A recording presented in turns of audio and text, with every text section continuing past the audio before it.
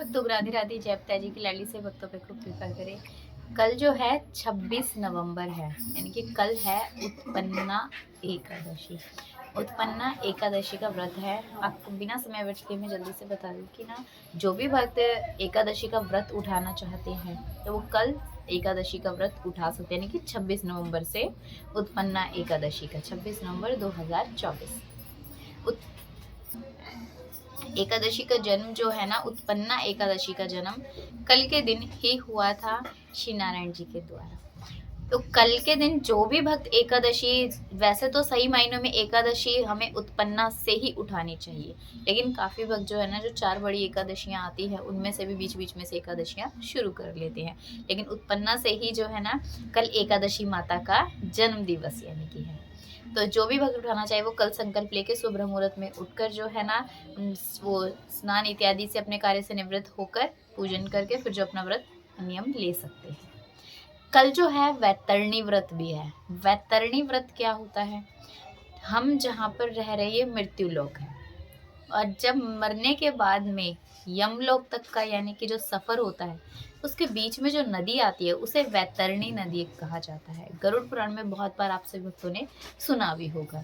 तो कल के दिन जो है ना, वैतरणी व्रत भी किया जाता है। कल के दिन अन्न ग्रहण नहीं होता, आपको पता ही है एकादशी व्रत जैसे कि अन्न ग्रहण नहीं होता है। भूखे रहकर, यानी कि आपके ऊपर होता है, कुछ वक्त निर्जला रहना चाहिए निर्जला भी रहते हैं, कुछ कहते हैं एक समय फलाहार करके फलाहार भी रहते हैं।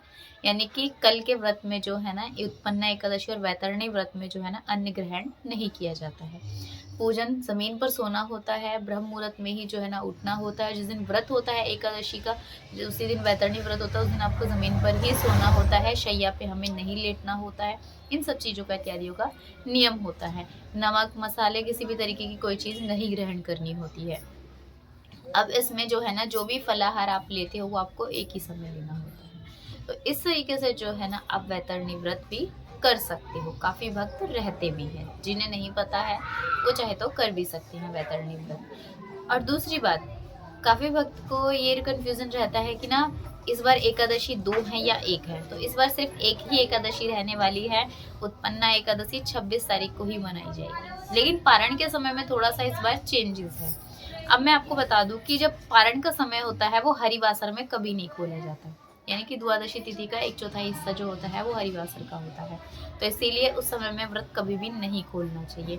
और इस बार जो व्रत का पारण करोगे आप 27 नवंबर को करोगे, दोपहर में 1:12 से 3:18 तक, ये बीच में व्रत का पारण है।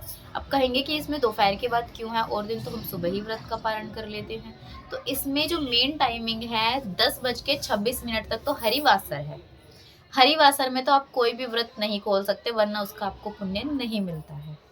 अब दूसरी बात क्या आती है, काफी संप्रदाय को जो अपने फॉलो करते हैं वो अपने संप्रदाय के अकॉर्डिंग ही चलना। आपके संप्रदाय में कहा जाता है कि आप सुबह व्रत खोल लीजिए, तो आप सुबह ही खोलिएगा।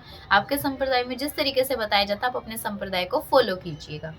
अब अगली बात ये आती है कि 10-26 पे जो है ना, हरिवासर समय खत्म होगा। उसके बाद शुभ मुहूर्त और समय देखा जाता है जब हमें व्रत को जो है ना खोलना होता है। तो इसीलिए ये 1:12 से 3:18 का समय है।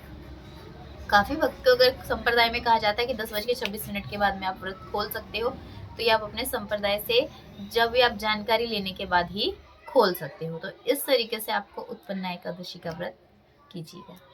सभी को राधे राधे। जय प्रभु।